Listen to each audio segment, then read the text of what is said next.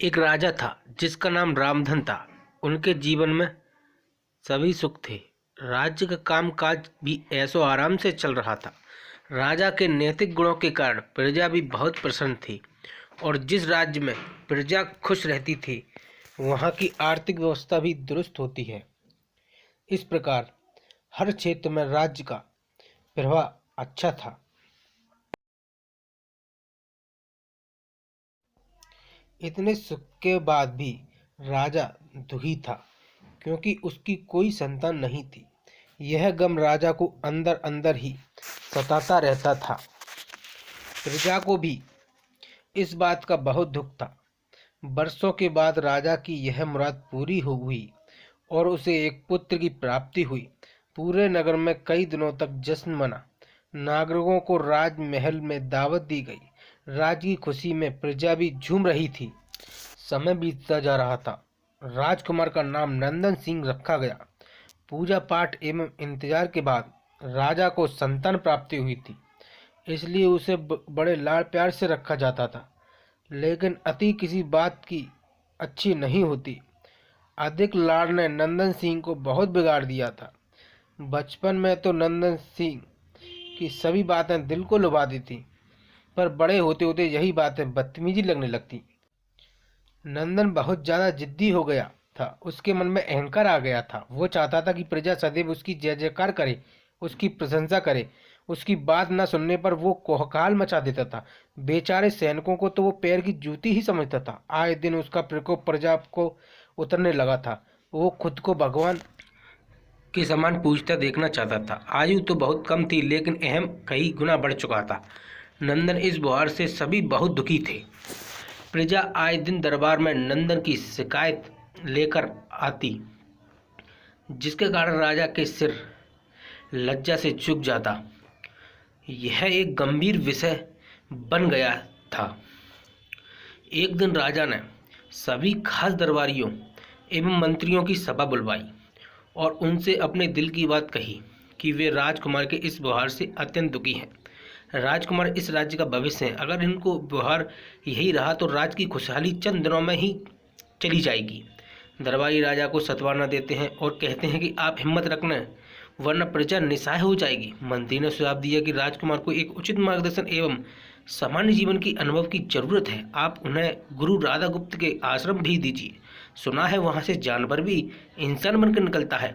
यह बात राजा को पसंद आई और उसने नंदन को गुरुजी के आश्रम भेजा। अगले दिन राजा ने अपने पुत्र के साथ गुरुजी के आश्रम पहुंचे।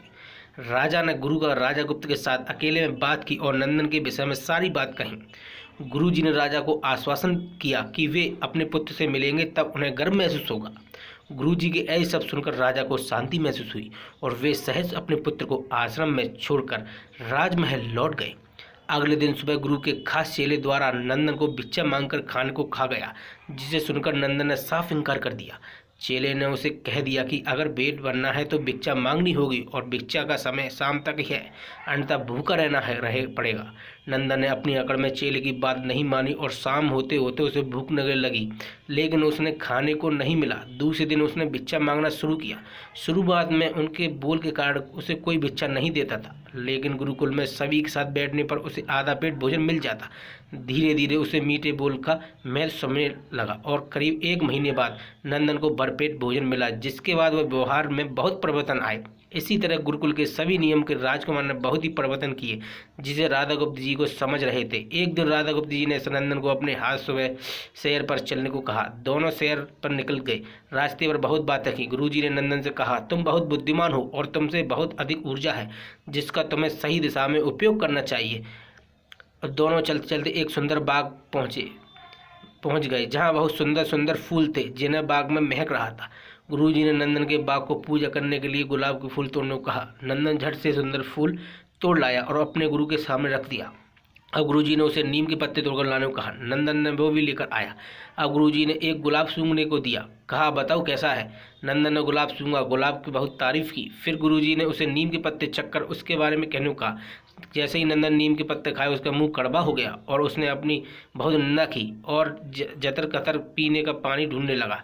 नंदन की यही दशा देख गुरुजी ने मुस्कुरा रहे थे। पानी पीने के बाद नंदन को राहत मिली। फिर उसने गुरुजी से तब गुरुजी ने उससे कहा कि जब तुमने गुलाब फूल सूंघा तो तुम्हें उसकी खुशबू बहुत अच्छी लगी और तुमने उसकी तारीफ भी की, लेकिन जब तुमने नीम की पत्तियां खाई तो तुम्हें वो कड़वी लगी और तुमने उसे थूक दिया और इसकी निंदा भी की।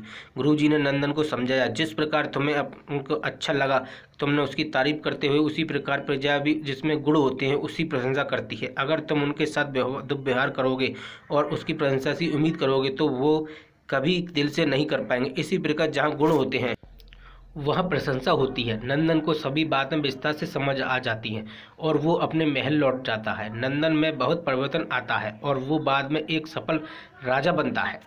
कहानी की शिक्षा। गुरुजी की सीख ने नंदन का जीवन ही बदल दिया। वो एक क्रूर राजकुमार से एक न्यायप्रिय दयालु राजा बन गया। इस कहानी से हमें यही शिक्षा मिलती है कि हमें गुण होंगे तो लोग हमें हमेशा पसंद करेंगे, लेकिन अगर हम अवगुणी हैं तो हमें प्रशंसा कभी नहीं मिल सकती। धन्यवाद।